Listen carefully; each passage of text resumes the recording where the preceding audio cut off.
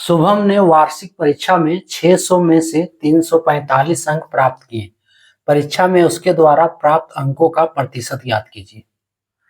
Hello dears, discuss कर रहे हैं एप्टीट्यूड और टॉपिक है परसेंटेज और प्रतिशत। प्रश्न आरआरबी एनटीपीसी 2022 का है। आरआरबी एनटीपीसी 2022 से, ठीक है। शुभम जो है वार्षिक परीक्षा में 600 में से 345 अंक लाता है। पूछ रहा है कि उसके द्वारा जो अंक प्राप्त किया गया है उसका प्रतिशत निकालना है। ठीक, तो करना क्या है, देखो टोटल अंक कितना है 600 और 600 में 345 अंक लाता है, तो प्रतिशत पूछ रहा है कि इसका प्रतिशत कितना होगा। तो हम मान ले रहे हैं कि जो अंक लाया है उसका जो प्रतिशत है वो x है। ठीक है, जो अंक लाया है उसका जो प्रतिशत क्या है वो x है। तो हम इसको लिखेंगे, देखो 600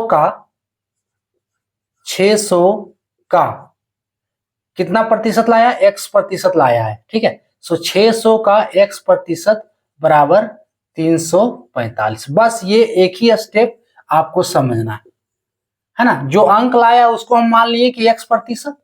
अब 600 का x प्रतिशत बराबर कितना है 345। 600 अंक टोटल है, ठीक है, तो 600 का x प्रतिशत कितना हो गया 345 नंबर आ गया, है ना। तो अगर हम x का वैल्यू निकालेंगे तो ये क्लियर हो जाएगा कि कितना प्रतिशत ये अंक लाया है। ठीक है, तो सॉल्व करते हैं इसको। तो 600 का मिस गुना, है ना, x प्रतिशत। x प्रतिशत माने x बटे 100, किसी का भी प्रतिशत होता है उसका बटा 100, तो x प्रतिशत है, सो x बटे 100।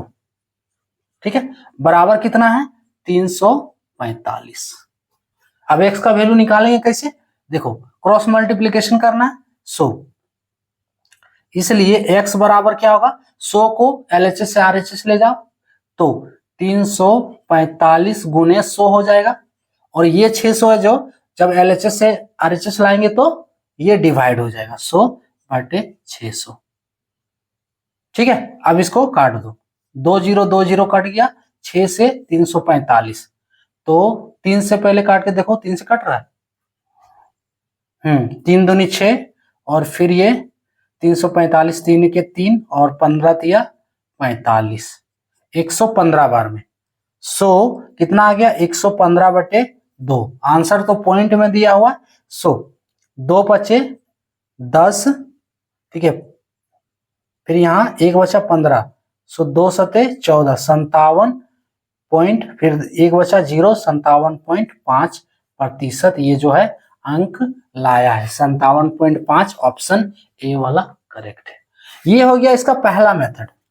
ठीक है, आप इससे बनाओगे आंसर आपका क्लियर हो चुका है। ठीक है, अब इसका दूसरा तरीका जो समझना है तो वो देख सकते हो। देखो दूसरा तरीका क्या है, ये हो गया पहला, इससे भी सही है। अब दूसरा तरीका क्या है, देखो लिखने का तरीका चेंज कर देना है। समझो क्या है, देखो ये भी इजी है, दोनों में से जो बनाओगे दोनों तरीका इजी है अगर समझ गए तो।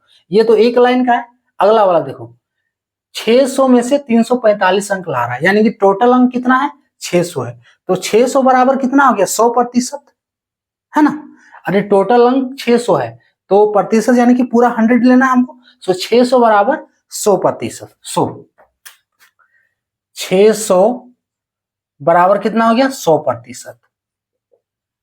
क्लियर, 600 अंक बराबर 600 यानी कि 600 अंक, ये भी लिखना होगा, चलो लिख दिए 600 अंक बराबर 100 प्रतिशत। अब एक अंक का वैल्यू क्या हो जाएगा, कितना प्रतिशत हो जाएगा, इसलिए एक अंक बराबर कितना होगा 600 को क्रॉस मल्टीप्लीकेशन करेंगे तो 100 बटे 600। क्लियर, अगर एक अंक लाया तो इसका प्रतिशत कितना हो गया 100 बटे 600। ठीक है, अब हमें लाया कितना है 345 अंक लाया, इसलिए 345 अंक बराबर 100 बटे 600। अब 345 देखो एक को इधर गुना किया 345 से, यानी कि 345 अंक लाया, तो इधर भी हमें 345 रखना होगा। ठीक है, अब देखो कट के फिर वही आ रहा है, 20 कट गया, फिर 6 से 345 यानी कि 115 बार में, ये 2 बार में, फाइनली देखो इधर भी 115 बटे 2 यानी कि 57.5 प्रतिशत इसका आंसर, है ना। आप जिस विधि का इस्तेमाल करना चाहते हो कर सकते हो।